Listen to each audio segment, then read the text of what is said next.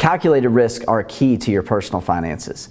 The way to make calculated risks is to establish a budget, to understand where your money is going, to be intentional about where you are spending money, the expenses that you have, the categories of expenses that they're going into.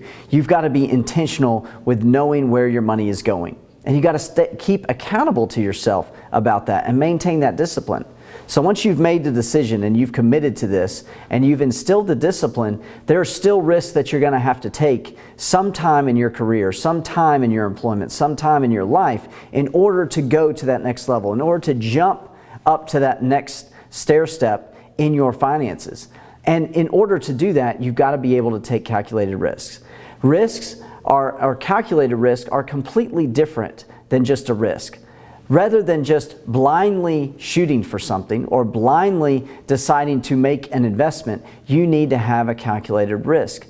The way that you come up with your calculated risk is that you understand where those finances are, where your money is going, and how much money you have coming in. If you follow the module where we're talking about keeping money, making money, keeping money, and enjoying money, that certain amount of money that you keep, that 15% that you're taking from your paycheck every month, and you are putting that into an investment account, that investment could be put at risk. And you need to make sure that you understand how to calculate what that risk is. Analyze those numbers. Get with somebody who has done this before you make a calculated risk. Collaborate with a partner who has done this before. That is so important.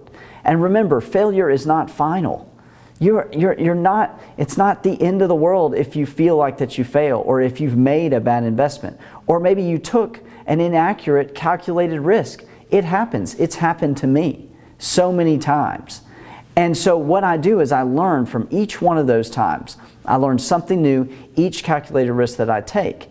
But I'm not ever going to take a blind risk. It's just not going to happen. And in this section, we talk about standing with intention. We're discussing how to take the actions now that are going to help you in the future. So the actions and the discipline that you instill in your 20s and 30s is going to result in the decisions and the money that you spend and the lifestyle that you have in your 50s and 60s. So stay accountable to yourself. Stay accountable to the discipline that you're going to instill through standing with intention. And let's go to the next section.